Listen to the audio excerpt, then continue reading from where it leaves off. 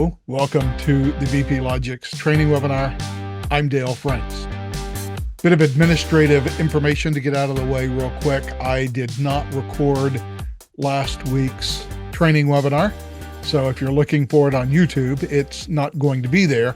I am unfortunately the single point of failure for recording, and last week I failed to record. However, I did not fail this week, so well, you know that because you're watching this on YouTube, presumably, so it's there. Today, we are going to talk about processes and sub-processes. I'm going to do it a little bit differently than I've done before. I'm going to cover much of the same information, but we're also going to get into some other more interesting details about how processes and sub-processes work and some things that you need to think about whenever you're setting up processes. At the beginning, it may be basic for some of you. I apologize, but we'll get into the more complex stuff as we go along today. With that in mind, let's get started. If I can figure out how to share my screen in the new UI that Zoom has provided us. Let's create a process. There are actually two process models in Process Director. The primary one, and the one that you should be using, is the process timeline. There is another kind of process model. It was the original process model that was used in version 1 of Process Director. Indeed, at the time, it wasn't even called Process Director. It was called Workflow Director. There is a workflow object. For those of you who've been customers for a long time, you may have any number of processes that have been created in workflows. I'll go ahead and show you what a workflow definition looks like. We are not going to use it today. I am showing you this largely as an exercise in warning you not to use it, but the workflow definition is a flowchart-based method of modeling processes. We have not updated this process model since 2016 or so. And so it has none of the new features in the product available to it. If you have some things running workflows on your system, you don't really need to get rid of them. If they work, and that's fine. However, for any new process, we do not recommend that you use the workflow model. Like I said, it has not been updated with any new functionality since 2016 or so. And so while it exists in the product, and while I know some customers still have workflows that work in the product, we don't use them anymore, but they do exist. And the things that I'm going to talk about today with process timelines also apply to workflows. The UI is going to be a little bit different in some cases. Obviously, with a workflow, you bring chart shapes onto the form, and then you have to go to the branch, and you've got to draw branches from one task to the other.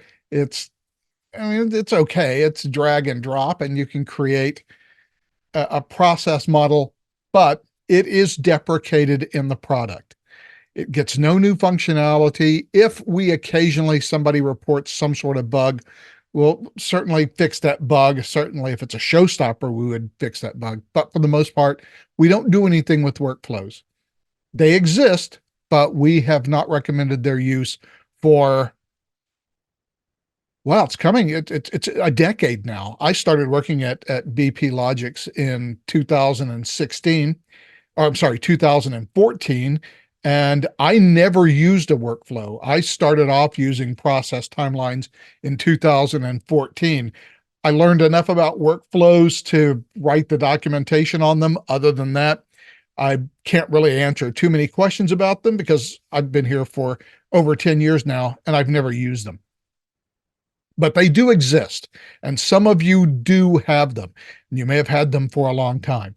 We do strongly recommend that you not use them in anything new that you build. And that recommendation at this point is a decade old. Indeed, if you look at the documentation on workflows, which I'll just go ahead and open really quickly. We'll go to the implementation guide, process director objects, and we'll go to workflows. It's marked as workflows legacy. And we have this big warning right up there at the top that basically says, don't use them. They exist. If you have them, fine. You don't need to get rid of them, but don't do anything new with them. All of our new functionality for 8 years has gone all into process timeline. So let's create a process timeline.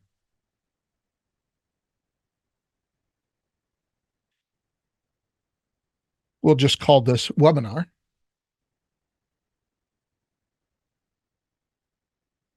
And this is not to teach you about how to build process timelines. So I'm not going to do a lot of explanation about what I'm doing in terms of building it. I'm just going to build a process timeline. I'm going to give it a couple of activities. Actually, I don't even need to give it 2 activities. I just need to give it 1 activity. We are concerned today with how processes work in the system, not with building and configuring process timelines, although the way that processes work in the system do have implications for how you need to design your process timelines. About that more in due course. We have our process timeline, and we're going to run it. We're going to kick off a couple of processes. So I'm going to hit run and hit OK. And in this particular instance, this process timeline doesn't have a form or anything associated with it. So we do get this built-in completion form. It's a task completion form. It's actually hard-coded into Process Director. If you have no form, this is what you will see. I don't have any results for my user activity 1. So therefore, I only see a complete button. I'm going to go ahead and complete it. And I'm going to start a second one, which I am not going to complete, and we'll let it stay running for the moment. I am just going to cancel out of that form. So the process timeline, named webinar, is my process definition. The process definition describes how the process, it models the process that you're going to use for whatever it is that you're doing. It's not much of a process in this case, but that's where our process model is found. Now, there are 2 ways that a process timeline might be invoked. I've just invoked it manually. So, well, I guess there's 3 ways. You can invoke it manually, as I just did. I just put the check in the checkbox by its name. I click the run button. I've manually started the timeline. Timelines can also be started, and I don't even know what the term is. It's not automatic and it's not programmatic because there's no programming involved, but process timelines can be invoked from objects like goals or knowledge views, and they can be prompted separate from any other user action. They can be automatically prompted based usually on some evaluable condition or on appearing in a knowledge view that kicks off a process for each row in the knowledge view. But these automated processes that get started are available to you usually through goals, or, well, yeah, usually through goals. Usually you evaluate a goal on a scheduled basis, and it either runs a knowledge view that runs a process for each row in the knowledge view, or it directly starts a process right from the goal where, if a condition is true, it sets the value of the goal, and then it kicks off a process automatically. And then finally, you have the way that most processes are kicked off, which is through the user submission of a form.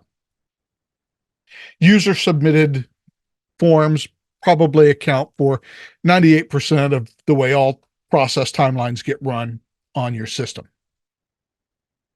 Irrespective of how the process is started, each time the process timeline is invoked, a copy of the process timeline called an instance is created. And that instance is unique to that specific run of the process timeline. So the definition defines how each instance will work. When the process timeline is invoked, a new copy or instance of that timeline is created, and that becomes the governing process model for that running instance of the process. So whenever you create a process timeline and invoke it, what you end up with are two nodes in the content list. It's hard to see, but they're down here at the very bottom. There is an active timelines node, which shows you all of the process timeline instances that are currently running. And then, of course, there is a completed timeline node, which shows you all of those instances that have already completed. In either case, each one of these instances has its own unique properties. So if I click on this particular timeline instance, which is an active timeline instance, and I select its name and click on the properties button at the top, it shows me the properties of this specific timeline instance.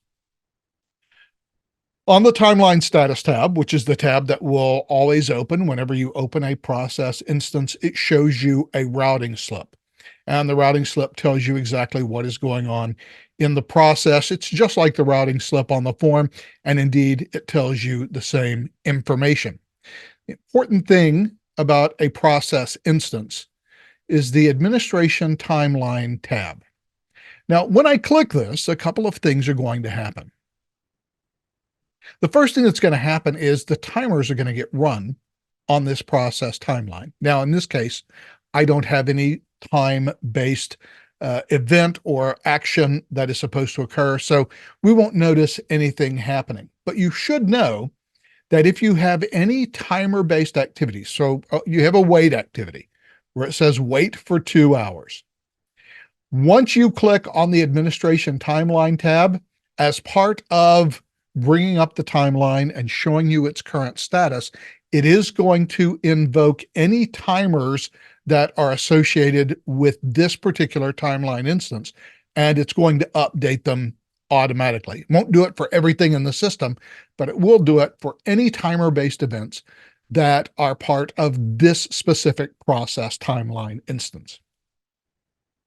So if you have something that is time-based, like a wait activity, and I do this a lot in terms of testing and playing around with stuff, I'll put in a 1-minute wait.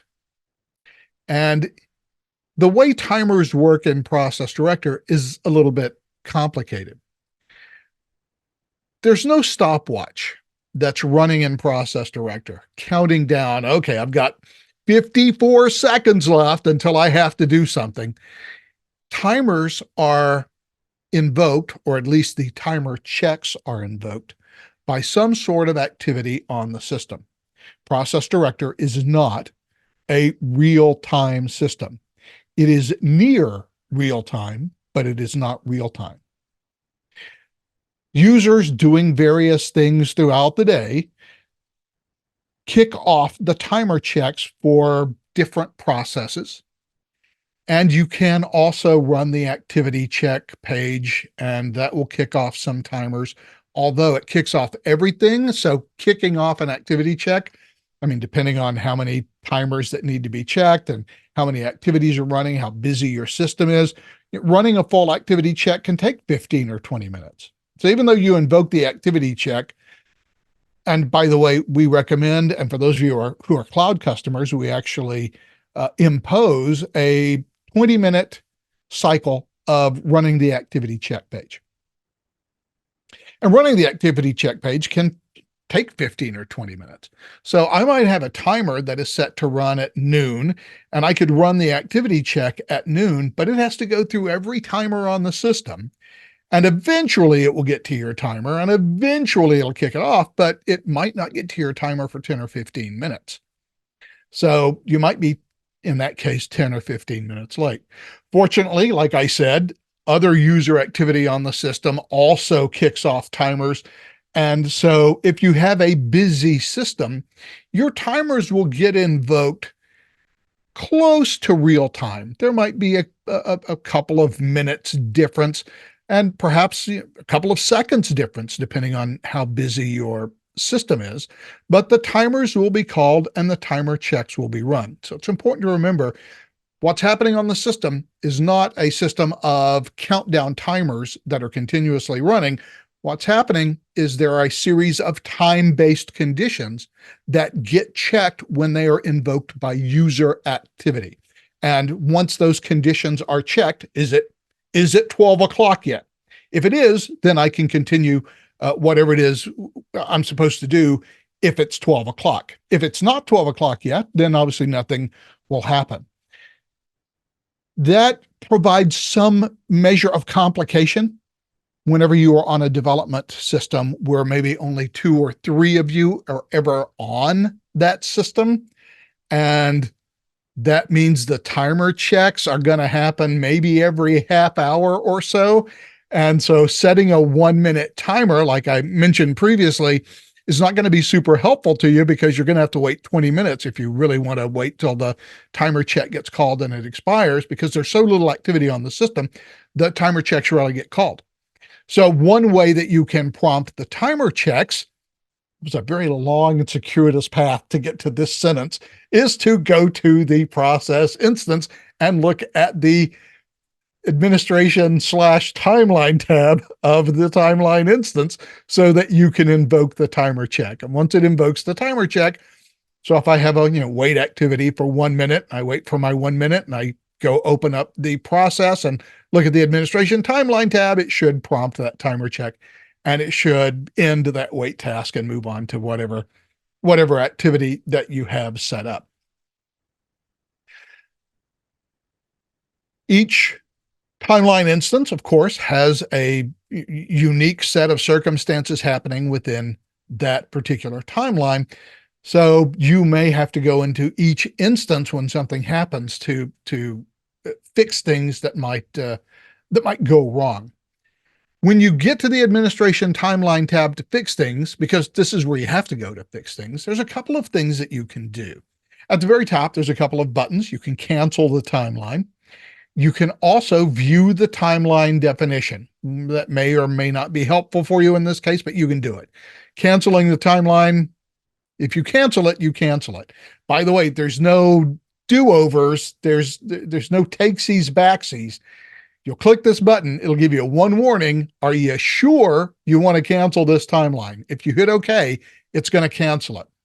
There's no callback for that. However, what you can do for each activity is you can put your mouse over it. When you do, it'll show you the status of that activity, what's going on with it. It's obviously running. It's my current activity.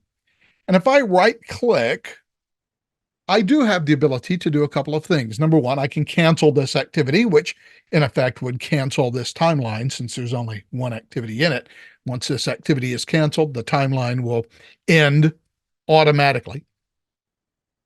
Or I can restart this activity. So it is possible, if I go in and cancel a timeline and I go, oops, that's not what I wanted to do. That timeline has been canceled. Okay, well, you know what I can do? I can restart it from here. Now, if I hit restart, it's going to start the timeline from the beginning. That may not be what you want to do. So down here on the activity, so let's say I completed, well, there's only one activity here, but let's pretend that there are some other activities that are completed. This is where the timeline was canceled. Well, you know what? I can just restart it from here because I can restart timeline at this activity. And by the way, it says restart timeline at this activity because the timeline is not running. It has been canceled. So I see a different answer here, which means, by the way, that these menus, which I'm right-clicking, I don't know if I mentioned that. You right-click the bar and you get a menu, and that menu is going to show different things at different times. It's only going to show you the options that are relevant to what you're doing now. So in this case, I want to restart the timeline at this activity. Well, I don't actually want to do that now. I actually want to go to completed timelines to note that I have 2 completed timelines here. And when I go to active timelines, obviously I have nothing running because I ended that second process timeline as soon as I canceled that activity. So if I go back to the properties of this activity and go back to the administration timeline tab, and I right click on the bar, I get my restart timeline at this activity. Are you sure you want to restart at this activity? Yes, I do. And it will restart my timeline. So even though canceling the timeline kills the whole thing, I can go back and kind of recover. There's a lot of judgment calls that come into play in doing this. If I have inadvertently canceled a timeline in activity 5, and that was a mistake, I can go back and restart from activity 5. And all of the stuff that was done in activities 1 through 4 will still be valid. And any changes that have been made to the form obviously will still be valid, although we're not really concerned with forms much today. And I can restart the process timeline at activity 5. And when I do, what you'll see in many cases, and you won't see it here because it's all happening on the same day, but what you might see is you would have activities 1 through 5 showing up over here, and then somewhere to the right, you would have activity 5 just starting in a second iteration de novo. So you would see, in this case, activity 1 would be here, and it's the same day, so we're not seeing any difference here. So I can't demonstrate it to you practically. I suppose I could find some old process. I'd have to find an old process where I've done this, and I'm sorry, I didn't think about doing that. But what you would see is your initial run of the activity over on the left, and then somewhere over on the right, when you restarted it, you would see it, a second iteration take over. So in this case, there would be an activity 1 here, and if I did it like in 5 days, then somewhere in this area here, if you can see my mouse pointer, there would be a second run of activity 1 because it was 5 days later. So you'll see that on the process timeline, and you'll also see for things that take multiple days. Nothing takes multiple days. Everything takes 1 day, but you'll also see a green horizontal or vertical line that tells you where we are in the process timeline if you have one running. I think I've pretty much killed all of my timelines on this system, so I can't demo that to you either. But I can always restart that activity. Now this activity has been restarted. It is running, and I thought I did restart the timeline at this. Did I restart the timeline at this activity? Yes, I did. It's running. I can see that it's running here, so I did restart it. So let me refresh my screen. There we go. There's my green bar. I just didn't refresh the screen. So there's my green bar. It only shows up in here in one activity because that's all I have. But that's where I am currently today. And now that I've refreshed my page, if I right click on the bar again, I can see both the properties, the cancel this activity, and the restart this activity. We've already canceled it. I can restart this activity. Now the activity is running. I can just prompt a restart of it. When an activity starts, why would I want to do this? When an activity starts, a couple of things happen. One very important thing happens. Task assignments for an activity are only made when the activity begins. So when the activity start event occurs, it's going to go out and check to see who is supposed to be assigned to this activity. And based on that, it will redo task assignment. So if I have changed the timeline definition, let's say this activity was running for 3 weeks or a month or 3 months, whatever. It's a long-term activity. And at some point I've gone back in and I've changed the assignees for this activity. People who were doing it are no longer doing it. They've moved, they've left the company, whatever. And I've assigned new people to this activity. Well, of course, this activity is already running. The task assignments were made when the activity began. So if I want to reset those task assignments, And there is a wrinkle to this. We'll talk about it in a second. But if I want to reset these task assignments, I do need to restart this activity. So I can go into my timeline definition or timeline instance definition, and I can restart this activity. Now, when I restart this activity, it is going to reprompt the task assignment for this activity. And based on the settings of the user activity, it's going to make the appropriate task reassignments. So when I talk about the appropriate settings for task assignment, in every user activity, if we go to the Advanced Options tab, there is a Restart Users activity or Restart Users property for each user activity. And you have several options that you can check. I go into a lot of detail about this in the user assignment training webinar, which is available on YouTube because I did record that one. But you have the choice of how you want users to be assigned when an activity restarts. So when I manually restart an activity, it will use whatever choice I've made here to determine how that task assignment will work. There are other types of restarts that you might not do for manual restart. We won't get into all of that. For instance, a looping segment in a process timeline technically counts as a restart of that activity. If the loop restarts and starts from its first child activity and runs through all of the child activities of the loop, that counts as a restart as well.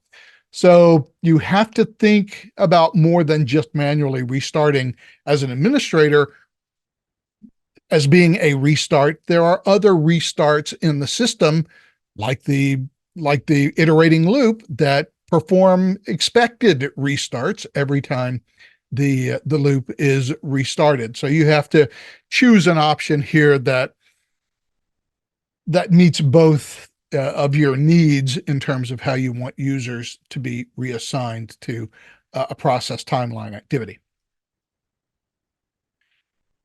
Proceed.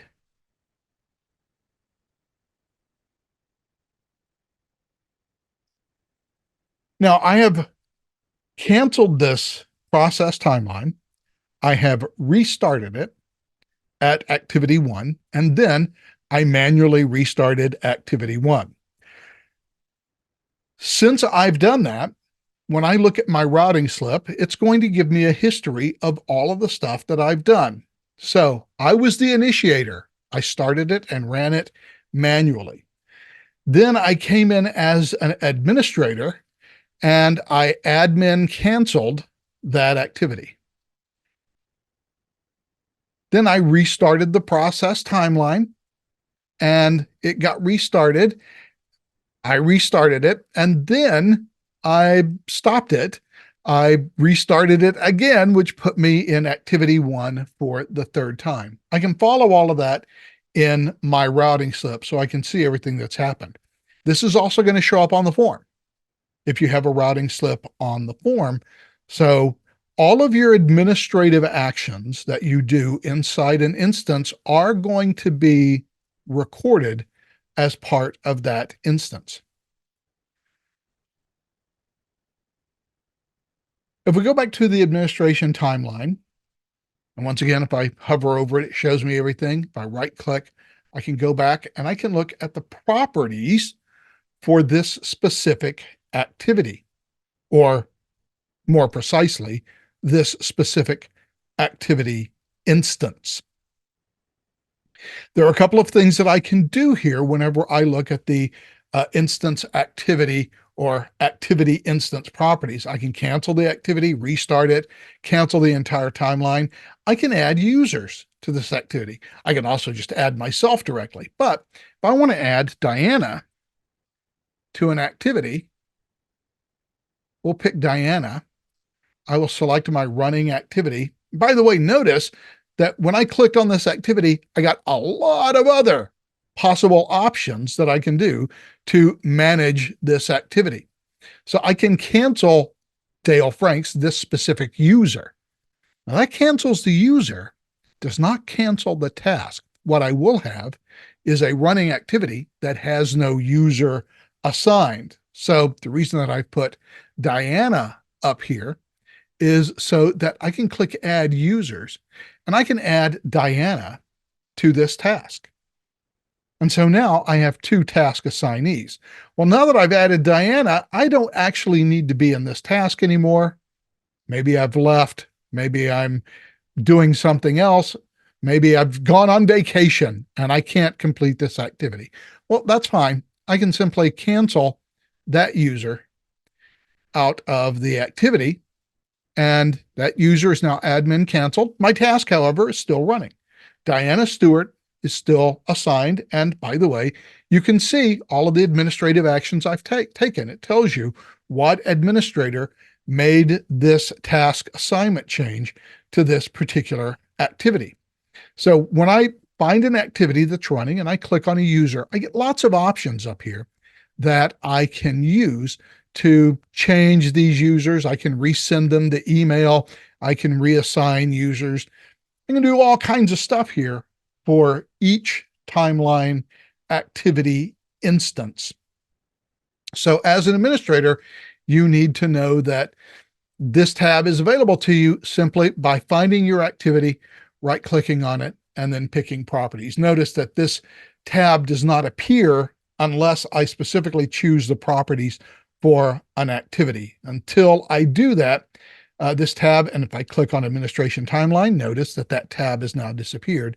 So all of this stuff that it's telling me here, if I really want to change any of this stuff, it's the properties that enable me to do that, to get into my process timeline and make whatever changes I need to make to that process timeline activity.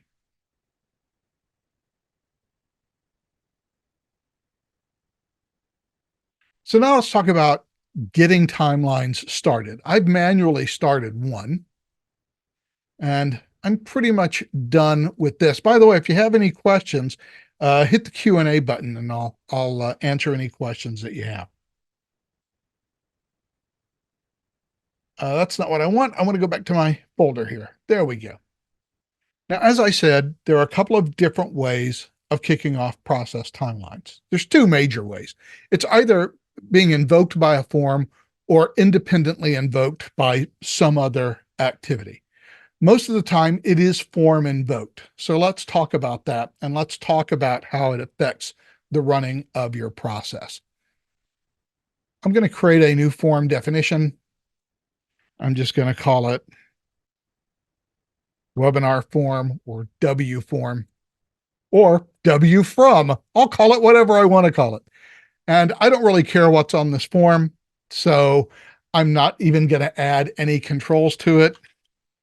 There, I'll type that. There are no controls for this form.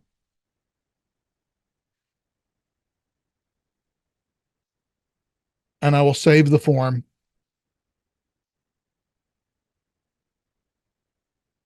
I probably should have just skipped this and left the form blank. That way we wouldn't have to wait here and just watch this spinny interminably as it saves the form.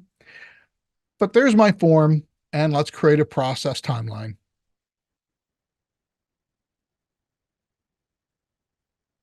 And this one we'll call form TL, and we'll create a child activity for it. And in our options, we'll go ahead and attach our form for timeline. Now, form for timeline is important whenever we have timelines that are invoked by a form, but it is not, strictly speaking, necessary. My process timeline will work fine as long as on the form itself, in the options section of the properties tab, I automatically start this process after the form is submitted. So I'm going to start my form timeline. Additionally, I have the timelines associated with form property.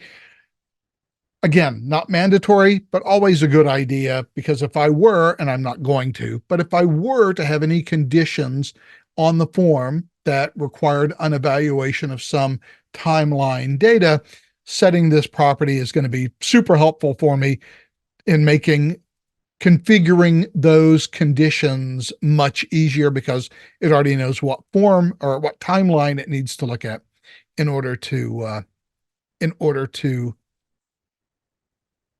uh, make those conditions.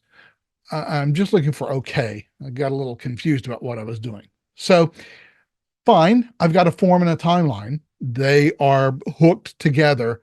They'll work the way that I want them to work.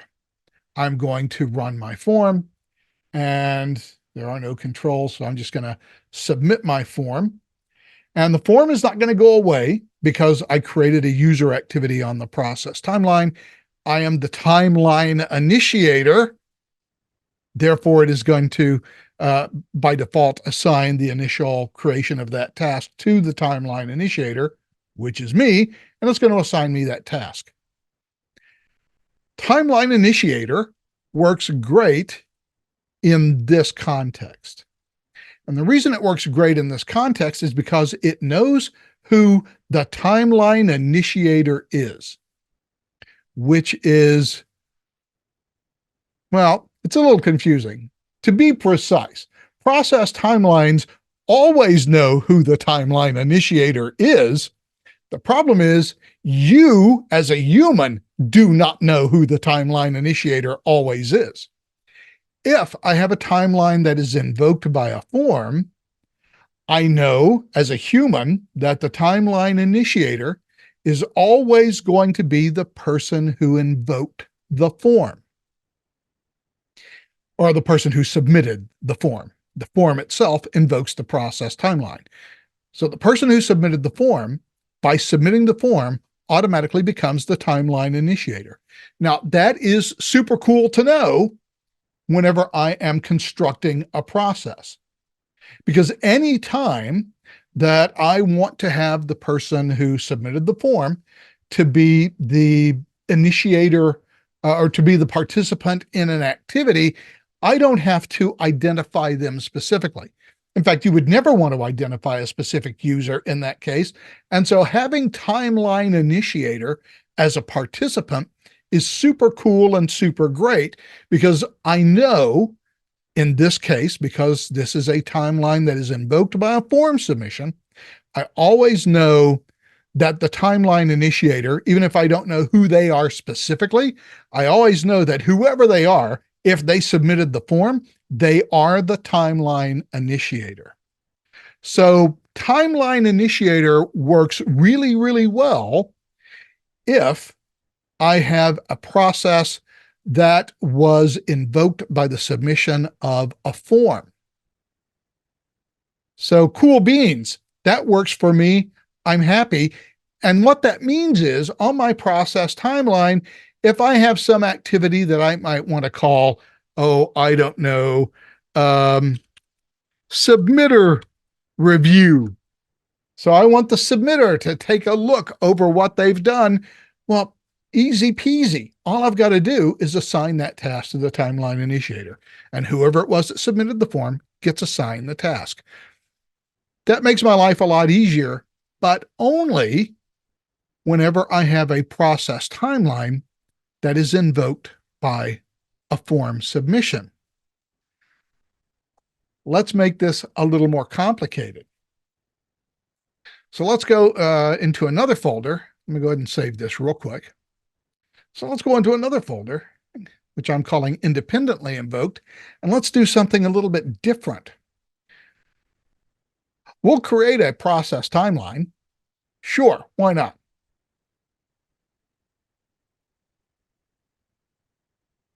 And we'll call it the I invoked TL.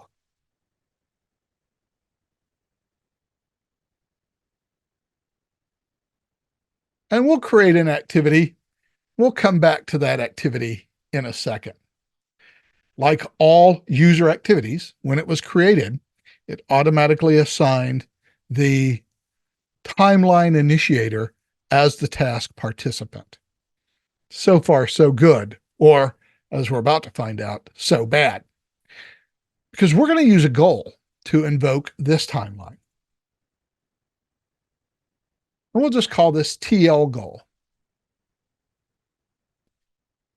And we'll go to the execution options, and yeah, that's fine. That's fine. We will create our action here. I'm not even going to put in a condition. I'm just going to set this result one and run process. And I'm going to call it my I invoked TL. Well, great. So what's going to happen is I'm going to evaluate this. So we'll hit evaluate now. Great. It evaluated. What is my history? Wait, did it invoke? Run process. I invoked. Oh, I don't have a condition here. Sorry. So we'll set up a condition that I know is going to be true. Value, value, value, value. Where are you? Oh, right up there at the very top. Duh. So string A equals A. So this should run fine. Conditions have to be met. Well, the goal result, but let's just go with conditions are met. So anytime this condition is met, my action will execute, and we only have one action, so the rest is irrelevant. I'm just going to go ahead and update this goal to save all of my changes. I'm going to hit evaluate now. And there we go. Now it is evaluating. It's not skipping because I have a condition that is true. A equals A, and it will always equal A. My goal value is 1. I'm a super happy camper. Also, by the way,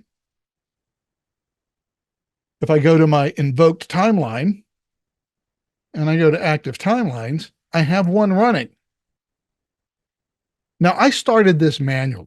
I started it manually by invoking the process timeline. So technically, I am the timeline initiator because I invoked it.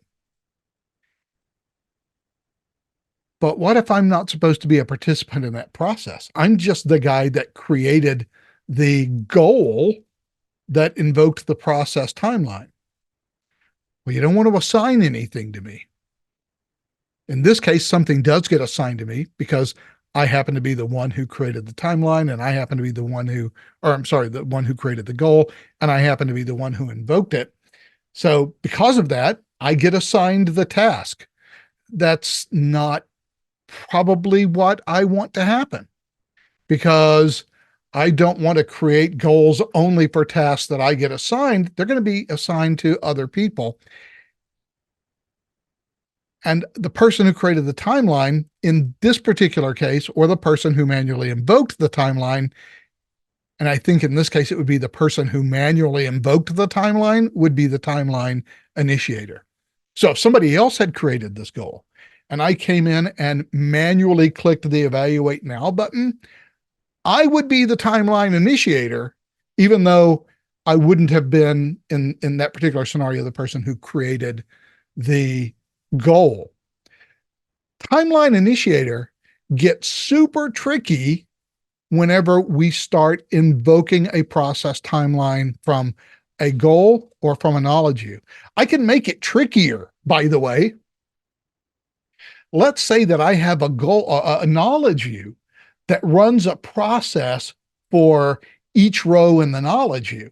Well, in a goal, I can do that. I can hit run knowledge view, and I've got a knowledge view in here somewhere. It doesn't matter which knowledge view I pick. I just need to have a knowledge view. Okay, I've got a knowledge view called test. Now I'll update my process timeline, or I'll update my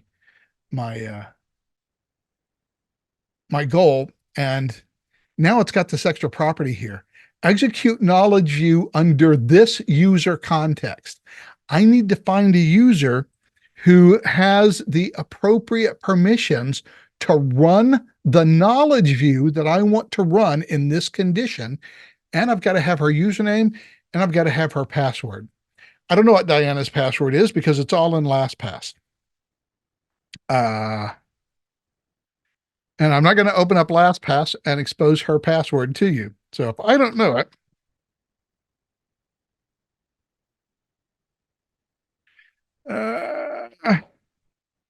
wait a second. Hold on. Do I have? Okay, fine. You know what? I'm just going to assign it to me again. Pretend this is not me. Pretend this is someone else. There we go. There's the password. Now I can update. I need to have the correct username and the correct user and password, or the update will fail. I've got to actually be able to put in the user. That's why it's always good to have a sort of a, I guess you would call it a machine user on your system, that whenever you're doing things like, as we're doing here, remotely running a knowledge view. And you can do this, by the way, from a business value as well. To run a knowledge view business value, you also have to identify the user context under which that knowledge view is going to run.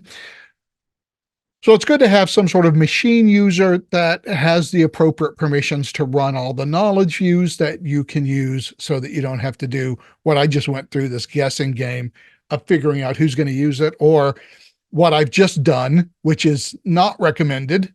I do it on this system because it's my system and I'm the only one who uses it. You wouldn't really want to use yourself as the person who has the ability to run knowledge views. I mean, after all, what happens if you leave the company?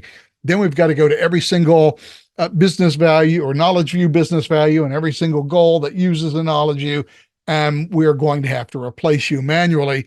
That's a little bit of a pain. So best practice, have a machine user that you can assign to all of the knowledge views, and that the administrators know what their username and password is so that you can assign them. That administrative practice aside, we've now just complicated our goal, because I've got several different options to choose from if I am process director at this point, for deciding who the timeline initiator is going to be. Is it going to be, because I have, there's a hierarchy and I've got fallbacks, and off the top of my head, I don't remember what the exact hierarchy is. I'll go through what I think it is, but I could be wrong. So please don't take this as gospel. This is me guessing now. But if I were to kick it off like this, so here's what's going to happen. My goal is going to run on a scheduled basis. When it runs, if this condition is true, which it will be, it is going to kick off this knowledge view. This knowledge view will run as if I was the person, as if Dale Franks is the person who was running the knowledge view. So who is the timeline initiator going to be? Process director is going to exercise this hierarchy. It's going to look at who is running the knowledge view.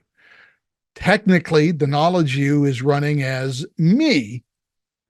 And in your case, it should probably be running as some sort of machine user that you create. Call it the KView user or whatever. That's going to be the person who kicked off the timeline, because they were the person under whose context the knowledge view ran. Absent that, if I was just going to run the run process instead of the run knowledge view, it's probably going to run as the person who created the goal. So it's going to be the goal creator. Unless, of course, you run it manually, in which case it's going to be the person who ran it manually when they clicked the Evaluate Now button. I don't really know as a person who the timeline initiator is going to be. So in this case, it's going to be me, because I'm the one who clicked on it and invoked it. And because this is assigned a timeline initiator, it's going to assign it to me. I can predict that because I am the one person on this system who does everything. That's not how it's going to work on your system. You don't know who timeline initiator is going to be whenever you have a process that is invoked by some other programmatic action. So if I run a knowledge view, now if I have a knowledge view that updates or that kicks off a process for each row on the knowledge view, and I configure a knowledge view that way,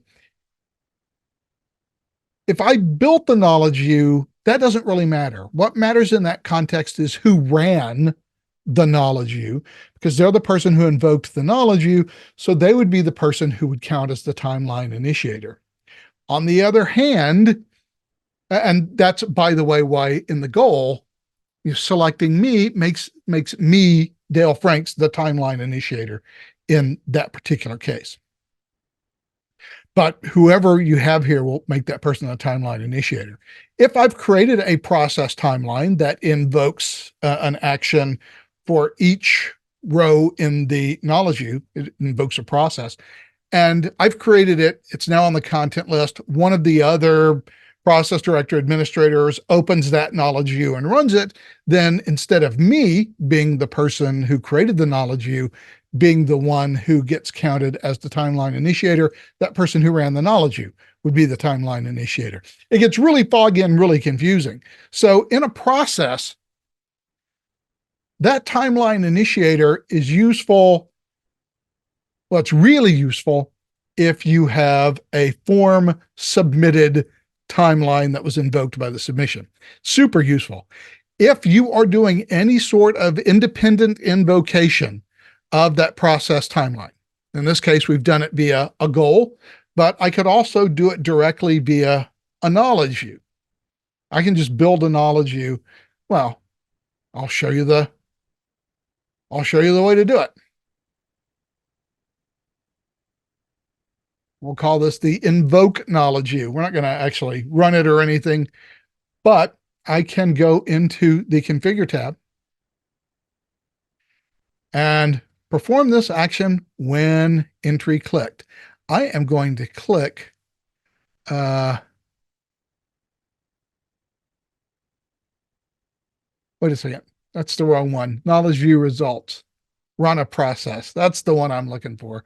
I'm going to run a process and I need to update it.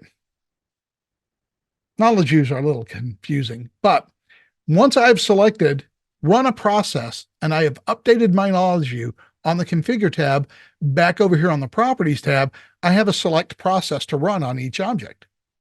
So I can pick my invoked timeline there.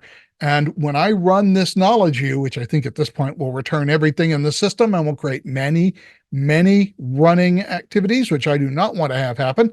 But if I was to run it now, it would call this invoked TL and it would call an instance of it for each item in the process or in the knowledge view. So I can invoke that timeline directly from either a goal or from a knowledge view. And that's going to make who the timeline initiator is very shady in terms of who gets picked as the timeline initiator. As a practical matter, what that means that in a process timeline like this, there are two things that you need to remember. One is timeline initiator is useless to you in most cases as an activity participant. The other implication is a little more subtle, but is just as important. Because a user submits a form, and I already know who they are as the timeline initiator, I can invoke the process. And if I want to, the very first thing that I do, my very first activity, I can in fact assign to the timeline initiator, right? So I can figure out who needs to be a participant in this process simply by knowing that a user and knowing in each case who that user was. They submitted the form.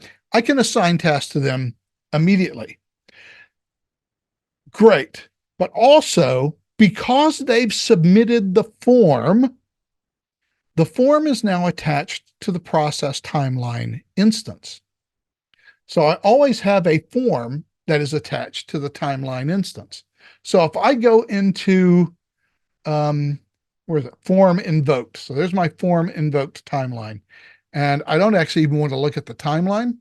I want to look at the active timeline itself. So look at the properties of the active timeline instance. And let's go right here to timeline items. Well, there's my form. My form is a process attachment. Form is always a process attachment. I know who submitted the form. I know who the form submit user is. I know who the timeline initiator is. This is all great because the form existed and was filled out and the instance was valid prior to the timeline even being started, prior to the existence of a timeline instance. And so once the timeline is created, it automatically attaches this form to the process. This also means that I have, or I should have, all of the information that I need to have my users process this request, whatever it may be. The form fields are there. The initial form field submitter submitted the form with the appropriate request data, presumably already on the form. I've already got my data. I already know who the timeline initiator is. Now it's simply a matter of looking at the form and making a decision based on the data on the form. Meanwhile, over here for my independently invoked timeline, if I have a form associated with this timeline, it will exist. And I don't for this one. I probably should, but I don't. But it will exist. I tell you what, let's make a form. Well, I don't have any fields on the other form, so it's not going to help you just to make a form and show you. So I'll just talk about it. There will be a form with this timeline. If I have the form for timeline, and we'll just pick that other form, I think that'll be fine. We'll pick the W form. Okay, fine. I have a form associated with this timeline. Now, what that means is if this timeline gets invoked automatically, let's say from the goal, we'll just go ahead and invoke it. I do not want to run a knowledge view. I just want to run the process. And the process I want to run is, it has lost my location. So training processes and independently invoked, and I invoked TL. That's the process I want to run. Let's update again. And now we'll evaluate. And it'll take a second. It will set my goal value to 1. My previous goal value will still be 1. And now I can go back to active timelines. Let me be sure I save this as is. And we'll go back to our active timelines for IInvoked TL. Okay, so now I've got a form that is associated with this timeline. And that's great. And if I go to the timeline properties and I go to timeline items, it shows me my form. My problem here, however, is going to be, remember, I created this process de novo from a goal. This form doesn't have any control, so we can't see anything, which is okay, because if this form did have controls, we wouldn't see anything anyway, because no one submitted this form. When I invoke a process timeline, as I've done here, from a goal, I have no form data. So the very first thing I need to do, obviously, is get some data into that form. Who gets assigned the task to fill out that data? I don't have to worry about that question when I have a form invoked process, because the person who, A, the person has filled out the form, and B, I know who that person is. Now I know neither of those things. No one has filled out the form. Who has to fill? Now I have to know, and I have to tell process director specifically who is the person that is going to need to fill out that form. So in general, my very first activity in a process timeline that is invoked like this needs to be some known person who can fill out the form. So the fundamental method of getting information into a process is different when you have a form invoked timeline, because all of the information is conveniently provided for you by some rando who decided to fill out a form, as opposed to the independently invoked timeline where I have no idea where this data is going to come from. I need to figure that out first thing in my process timeline. So there is a fundamental design perspective that is fundamentally different for each of those two scenarios in terms of how you're going to design your process. I can't, of course, tell you, a general rule for how you should handle an invoked process timeline. I can only provide a warning, which is that we get so used to the ease with which our lives are lived when we live in the environment of submitted forms that it requires a lot of extra thinking pain to figure out what we're going to do on those occasions when we need to independently invoke a process. We need to have a very good idea of how that process is going to run in a context where I don't have a timeline initiator. That all has to now be sort of hard configured into my process timeline rather than using the soft configuration of just picking timeline initiator. So that is a lot of words for those two things, but that's an important concept that that you do need to remember whenever you start talking about making independently invoked process timelines. Okay, great. We have processes. We're happy with those processes. We can manage those processes. We can cancel them. We can restart them. We can replace users. That's all super. Now let's talk about sub-processes. In Process Director, there are two ways to run a sub-process that gets called by a main process. There are a lot of extra wrinkles. In fact, I have an entire webinar on building a callable sub-process, which is great unless you don't really know what a sub-process is. So let's talk about sub-processes. I have a main process that is going to run. It contains, in most cases, the lion's share of the processing that needs to be done, or the process modeling that needs to be done for a specific process. However, I might have a sub-process that I want to run, and I may want to run it synchronously with my main process, which means my main process will stop and wait until the sub-process completes. And then my main process, once the sub-process is done, my main process will continue. Or I may want to do it asynchronously. In other words, I want to run my main process. I'm going to call the sub-process, but I'm not going to pause what happens in the main process while the sub-process runs. The sub-process can run independently of the main process. That is called running it asynchronously. We run synchronous and asynchronous processes in different ways. Let's start with the asynchronous process. So I'm going to create a new process timeline.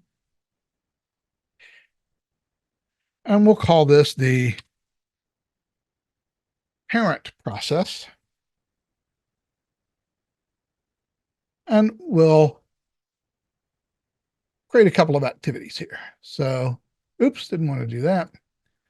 So we'll create 3 activities and we'll make them dependent on each other. Oops. Well, now I've messed it all up. I've done the exact opposite of what I've wanted to do. So fine. Can I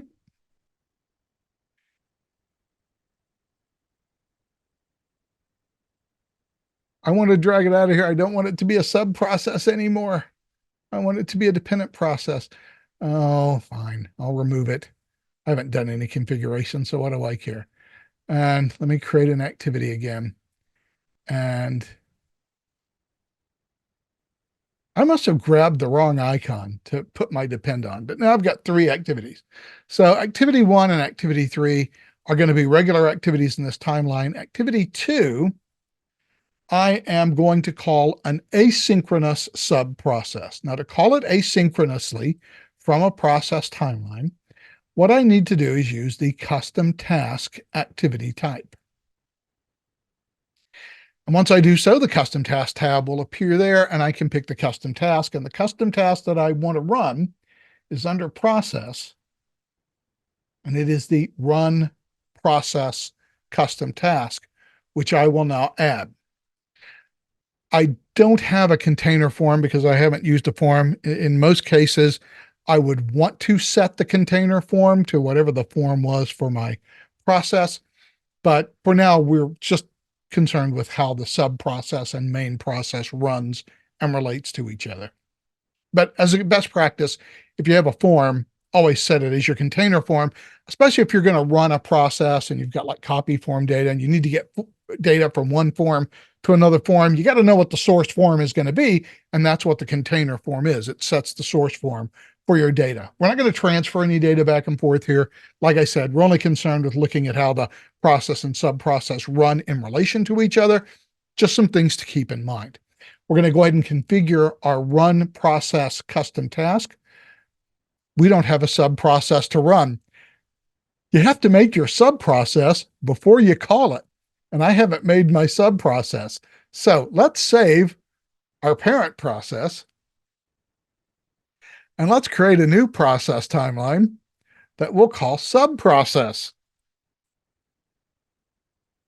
Because it's got to exist first. And we'll just create an activity. And now that we've created it, we have it. We can go back to our parent process. And actually, since I've got this activity, I want to rename it. We'll call this sub-process activity 1. That way it'll be a little clearer whenever we look at our running timeline instances and we see what's going on. So we'll go back to our parent process. We'll go back to activity 2. And let's just call this call sub-process as activity 2. Now we can go ahead and configure our custom task. So we want to launch the process, which processes asynchronous sub-process is the process we were going to run. New form. We don't have a form here, so I don't have a new form. If I did, obviously I would choose the new form here. And because I selected a container form back here, my container form, I would now have the ability, once I've selected a new form, to map fields from the container form to the new form. Presumably the sub-process has its own form. Now it might not. We're not really going to get into the nuts and bolts of how we might want to configure a process and sub-process to work together. It might be that I want the same form, parent form, to be used for the sub-process. I have a training webinar on this and about how to use copy form data and how to, set different forms as the primary form for your process and sub-process. So I've covered that in some detail. But we're not going to worry about this today.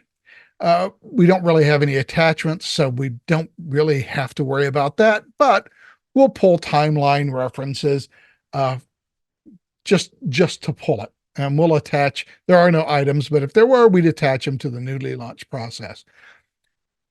I can do a run process on an array. I'm not going to get into that here, but you should know that if I have a container form and it's got an array on that container form, I can launch a process for each row in that array as a sub-process. And those processes would all run as sub-processes of my main process if I wanted to do that. So that's an important option that actually does get used quite a lot. I've got several other advanced options. We don't need to really worry about them much. We've got everything configured that we need to have configured. My main process is going to run. It's going to hit activity 1. That's a user activity. Going to complete it. Then it's going to go to activity 2, call a sub-process, in this case, my sub-process. And that sub-process is going to run. And my main activity, my main process, is just going to continue to activity 3 in the main timeline. So assuming that this is all configured correctly, and happily, if it has not, I have a completed example of this to run. So I can run my main process timeline.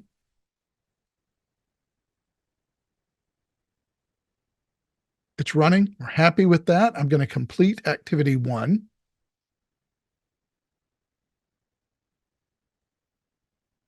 There we go. My form has loaded. So what is going on in our processes? Well, if I go to parent process, I have a running process and I am in timeline activity 3. Simultaneously, in my sub process, I have a running timeline instance that is running in sub process activity 1. So I have two things running simultaneously. In fact, if I go to my user profile and I didn't clean it out, rats, I've got all these running processes. Let's see, let me kill some of these processes. And I've been redoing the training for Process Director. And so I've got a lot of processes running. Oh, some from last week too, which I should kill. That I don't want to kill. So let me cancel all these processes. If I cancel all those processes, it should clear out my my task list over here. Okay, so it largely cleared it out. Let me go ahead and complete this task. Complete that. And let me complete this task. Okay, so now we're down to just what's currently running, and what's currently running is our process and sub-process. So as I look at my my particular task list on the system, I have two tasks assigned to me, both of which are running simultaneously because the sub-process is running asynchronously with the main process, which means I have, in this case, two running activity instances, two running tasks that I need to complete. It doesn't matter in what order I complete them. I mean, here's my main process, my parent process. Here's my sub process. What happens? Can I complete my parent process before my sub process? I certainly can. I've completed that task. My sub process, however, is still running, which means, and let's go back over here and look at our parent process. I have no active timelines. I have completed timelines. And if we look at our parent process, this process has completed, but I want you to notice something as we look in the timeline status for our parent process. I still have a sub-process activity running. Technically, this process timeline is complete because activity 1 and activity 3 have been completed on this process timeline. However, I still have an activity running.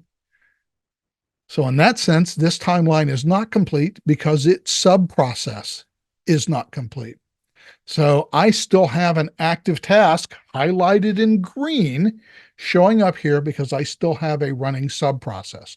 Sure, I've completed technically this timeline instance, but not fully because I've got a sub-process still running. Until my sub-process is completed, so let's go to active timelines here.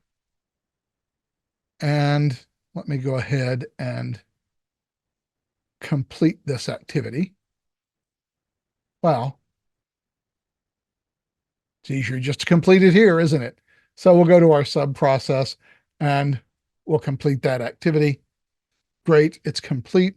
And if we go back to our parent process and we go to the completed timeline and we look at it, finally now, everything has been completed. Activity 1, sub-process activity 1, now finally complete, and activity 3 is complete. Also notice that it has slightly reordered the order in which these activities occurred.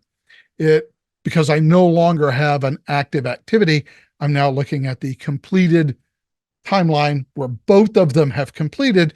It now places the running of sub-process activity 1 in terms of its point in time when it was started in the appropriate order in my process timeline. Asynchronous calls are usually good for things like, let's say that I've got a complex PDF conversion that I want to do. I don't want to do it in my main process timeline because I don't want to hold up the main process timeline. So I'll just call a sub process and I'll have the PDF conversion made in the sub process. And that way it doesn't halt my main process. There are several different scenarios that you might want to consider for calling an asynchronous sub process. You just have to remember that if I call something asynchronously, I can complete my main process, even though the sub process has not completed.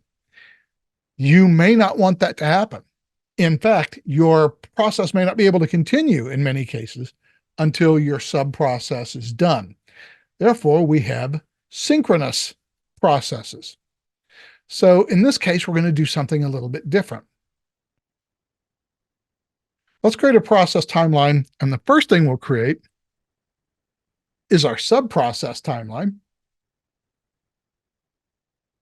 Sub-process, not sub-process. Sub-process. And we'll create an activity, which we'll call sub-act 1, sub-act 1. So I'm just getting the creating of the sub process out of the way first. Now let's create our process. This time we're going to do something different in our main process timeline or parent process, whatever you want to call it.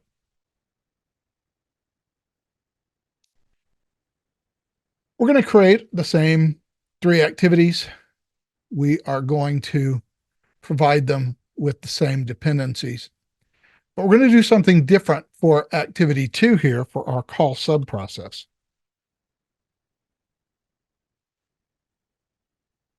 This time on the activity tab, we're going to make this a process activity, which gives us a new tab called the process tab. I still have to identify the process to start whenever the activity begins, which will be my sub process. I've got a couple of other options here. By the way, these options also appear in the run process custom task. We didn't look at them, but they also exist. By default, every object that is an attachment of the main process timeline will get copied to the sub process. And when the sub process is complete, all of the objects in the sub process timeline will get copied back up to the parent process. So if I had new form attachments or heck, a completely different form that I used in the sub process, wouldn't matter. When it was done, all of that would get transferred back up to the main process so that I would have everything that I needed to run my main process based on what happened in the sub process. I can limit that to specific groups if I want to. The default is to take everything, but if I only have objects in a specific group that I want to transfer up or down, I can certainly do that as well. Other than that, though, there's not a lot of configuration for this to frighten or confuse me. So I now have a call sub process custom task. So this is going to run a little bit differently. While we're here, just let me check my user profile. Okay, great. I have nothing in my task list. I'm a happy camper. So let's go back to synchronous and let's run our main process. So we'll run it. It will give us my form for completing number 1. By the way, we do get some questions about this and also the default email template that is built into Process Director. People always ask us, hey, I like having this template here. It's got cool information on it. It's just ugly because this was designed, this design predates me at Process Director, but it's ugly and we want to change it. I must tell you that these are hard-coded. They are built into Process Director. They are not templates. They're literally part of the compiled code. So there is no possible way to change or edit this form or the default email template, just so that you know. I'm going to go ahead and complete this task. Okay, so what's going on? Let's look at my admin profile. Oh, sorry. User profile, not admin profile. I've only got one task assigned, and that is the sub activity 1. Previously, I had 2 tasks assigned. So what's going on here? So if we go to our main process and look at the active timeline there, and look at its properties, it looks the same, except that activity 3 isn't running. The current activity now is sub activity 1. And indeed, if I go into the administration timeline view, call sub process is the currently running activity of the main process. And this activity is going to continue to run for as long as my sub process is running. In other words, my sub process is running synchronously with my main process timeline. My main process timeline is now going to enter into a wait state until all of the activities in the sub process are complete. So it's not until I go into the sub process and complete that activity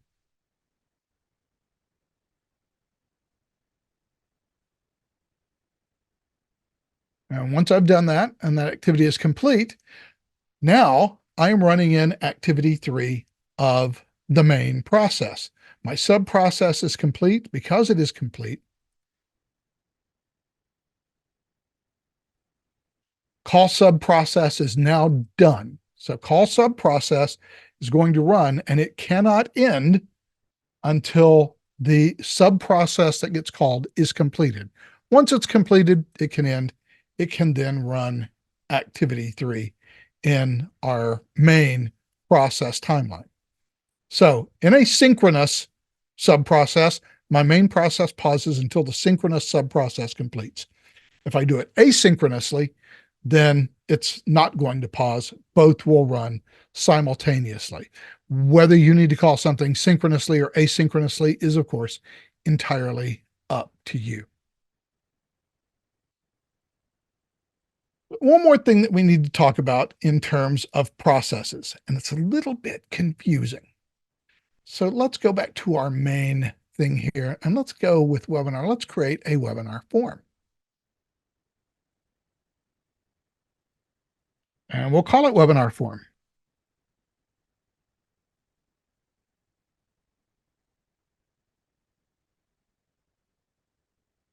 I don't want to come here yet, so let's not get to the design view yet. Let's just go back to my form definition.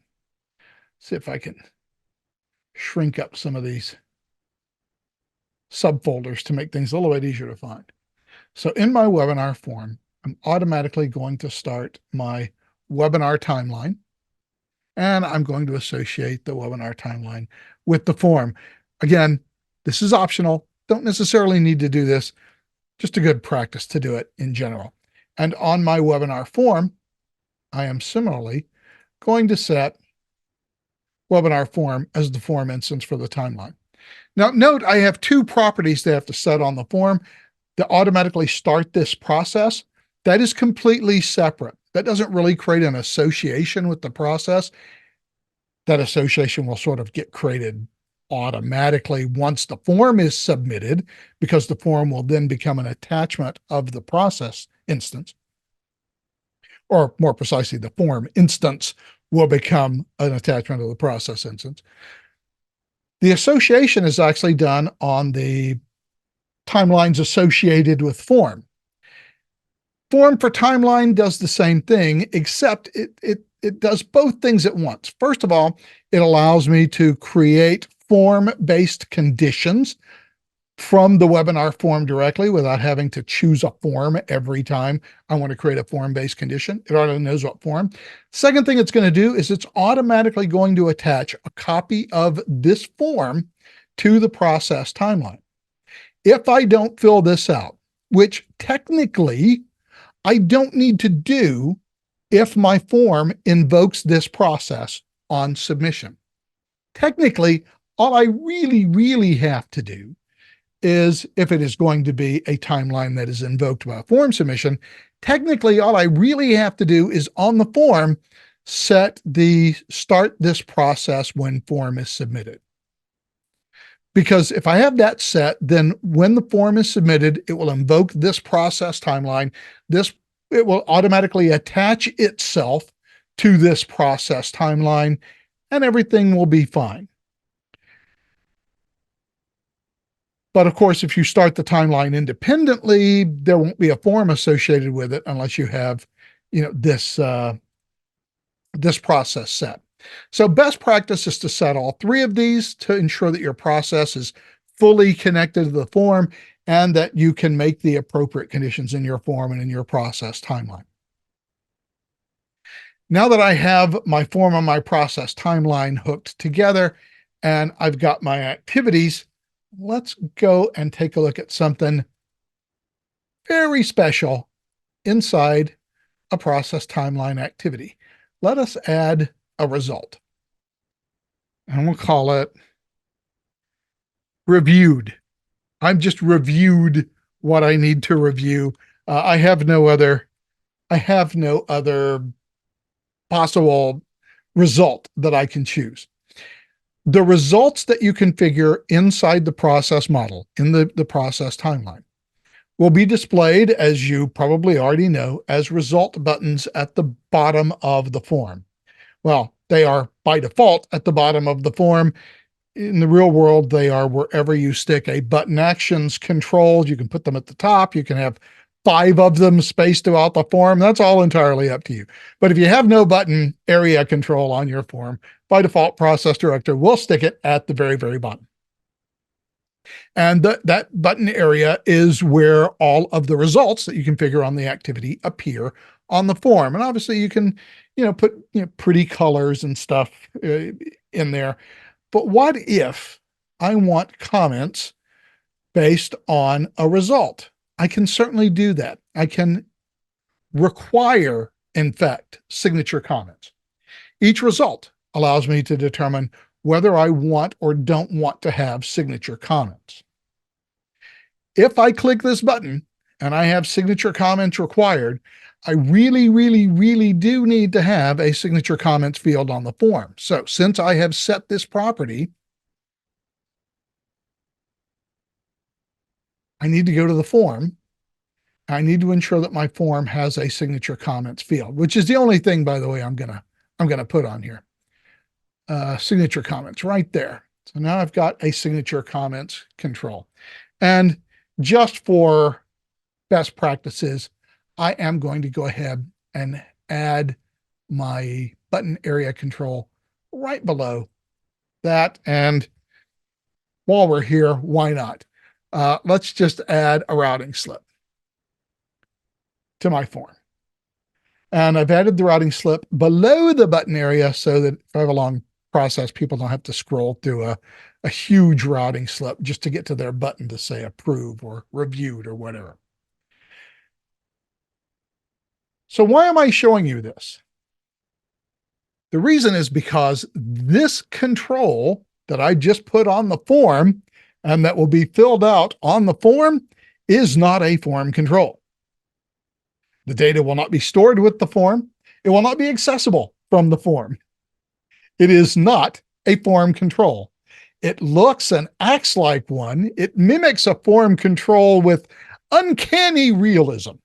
And yet, where this is actually stored is in the process instance itself. So the reason why I can require signature comments in the process timeline is because they are stored in the process timeline. And Oh, we're still waiting for this thing to save and close. There we go. Sorry, throat's getting a little dry. Gotta have a drink.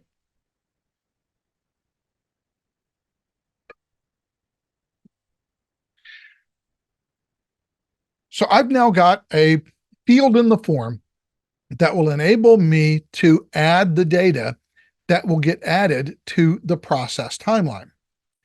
If we look, and do I have a completed version of this timeline? I do. If we look in the routing slip, we could see this on the form as well. Over on the very, very far right side of the routing slip, there is comments. That is where your signature comments are stored. So signature comments are stored with the timeline instance. And if we run our webinar form,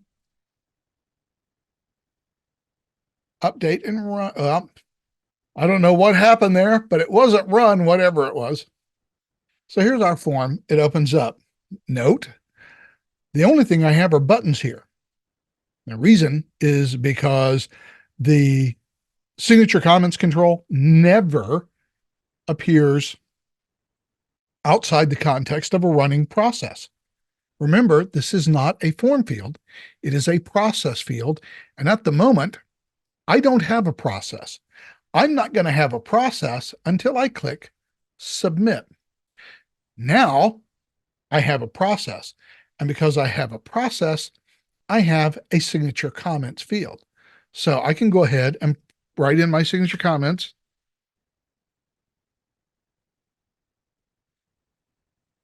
And I can click my reviewed button and the form will go away. So now if I go back into my completed timelines for the webinar, there we go. It's a timeline. It also has a form associated with it. I can tell because I can see the form name right there in the parentheses in the title of my process instance. And I go to the properties. This is where my comments appear because they're stored inside the process timeline. So that makes things a little tricky when I'm trying to manage processes. If I want to access these comments anywhere other than inside the actual timeline instance itself, or technically in the form instance, I mean, I can't open the timeline form. There's a routing slip on the form. I put it on there intentionally. And on that routing slip, my comments will appear in the routing slip. So those signature comments, they are available, but they are a little tricky to get to anywhere outside of the context of a routing slip. But you can get to them. So let's say you wanted to do a knowledge view. Well, first of all, how do you get to them? For that, we need to go into the documentation.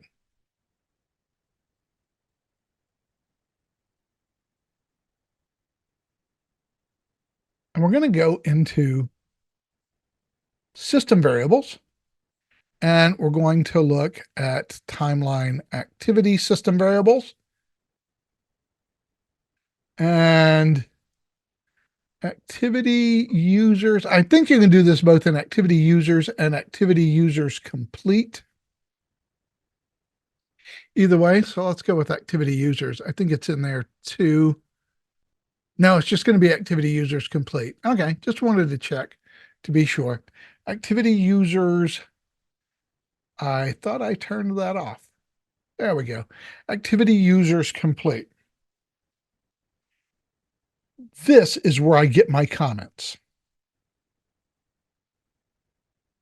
This is a more complex system variable than we often give it credit for. We expect this to return a list of users that have completed a specified activity. I mean, that's literally what I wrote in the documentation. However, it does a little bit more than that because there is a modifier called format equals comments. And instead of returning the name of the users, it will return the comments by the users. Now, this is not perfect. It will return if I have multiple users back up. This system variable, if I have multiple users, will always return a comma-separated list of users who completed the task. So if I've assigned a task to 5 users, they've all completed it, and I go with activity users complete my activity, my activity, it will return all of the 5 users' names in a comma-separated list who completed my activity, which is great. However, if I use format equals comments and I have 5 users, then it's going to return a comma-separated list of the comments of all 5 users. There are some ways around this if you're going to show it on a form as text, but that's usually not what you're doing. Usually what you need to do is you need to get to the comments made by the users, perhaps because you either want to show those comments in a knowledge view or what have you. And you can do that, but you have to use this system variable in the knowledge view to make that happen, to pull this information from the process instance. So if I go back to my process and I just create a knowledge view, and it's only going to pull one item here. Not even sure how I'd want to configure this now that I may have built myself into a box here for these results.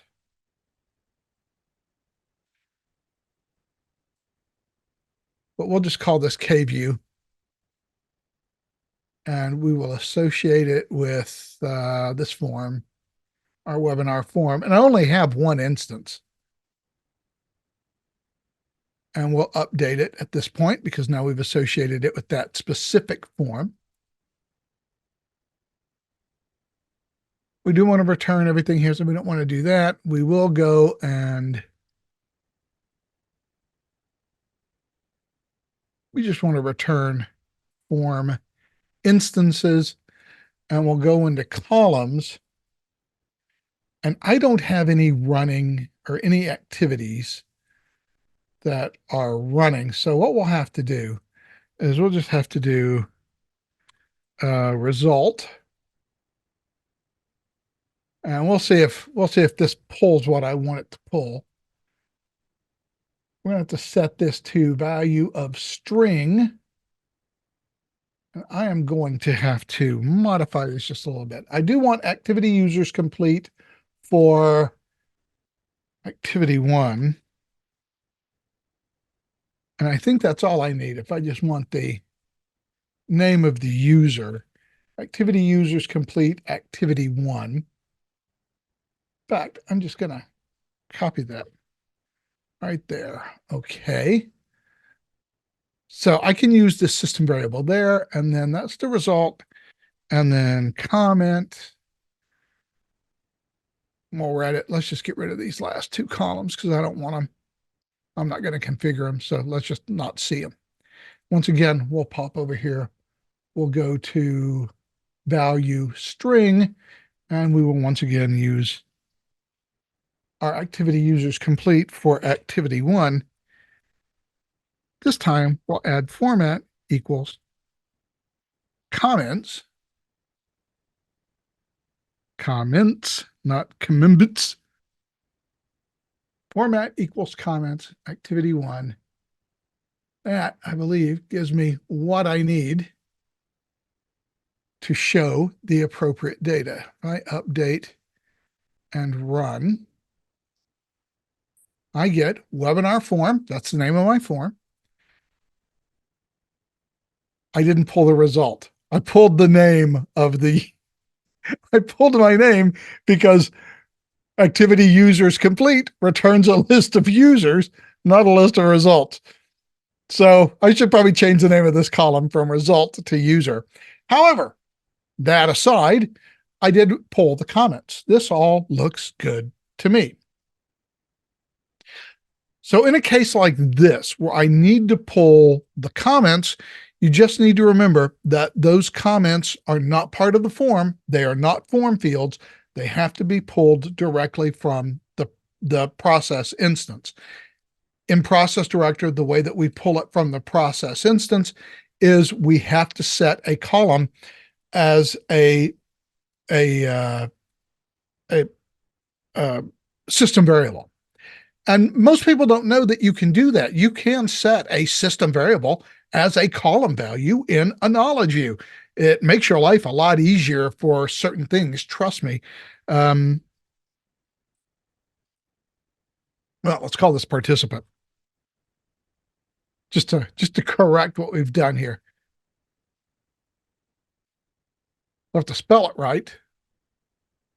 But update and run. There we go. It's great. This gives me the knowledge view information that I want. So in other contexts, not really related to processes, but just so that you know the utility of being able to use a system variable, let's say I'm pulling back a whole bunch of different form instances for a whole bunch of different processes. And they all have a field or fields like submitter, right? Who's the name of the submitter? And I want to pull back the submitter.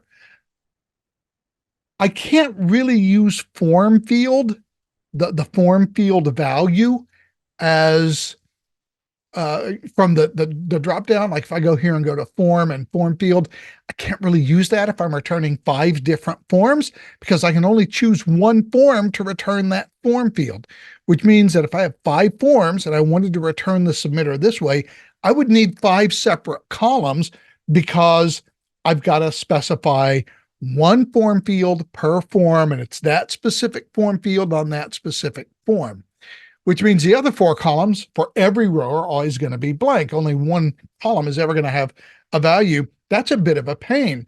But if it's called submitter in every single form, then now I will add a column. I don't have a submitter here. Well, actually, I do. I have a submitter. I could do one of 2 things. If I have a submitter field, right, I could just type in the system variable for that form field. I could just go with submitter, sound it out.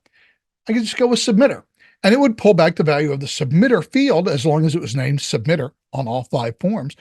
It would pull them all back, and it would pull them all into a single column, because whenever you use a form field system variable, what we're doing is we're taking a look at what the form is that we're returning for that row, and then we are looking to see if there is a submitter field, a field named submitter on that form, and if there is, we'll return a value. So I could unify the entire the entire universe of forms if they all had a submitter field. Now, forms also have another system variable that's super convenient. What if you don't have a submitter field? Well, that's fine. You've got form submit user. So even if you don't have a submitter form field on the form, Process Director is going to record who submitted that form. So in every form, that system variable works, and it will return the submitter in that column. So you can kind of unify, form fields across multiple forms, or as we've done here, use one of the universal system variables to pull it back. And if different people had submitted different forms, obviously we'd see different values in that submitter field. Since I'm the only person doing anything, we always see me on this form. This is a very egocentric. It's very egocentric to have your own Process Director server, because everything that happens is all about you. And everything that happened over the last hour and 45 minutes has been all about processes. Yet, sadly, I have come to the end of what I had to share with you today, which means it is time for us to take our leave of one another. I hope you all have a pleasant week and pleasant weekend. I will look forward to seeing you all again the next time we are able to get together. Until then, we shall adjourn. So long.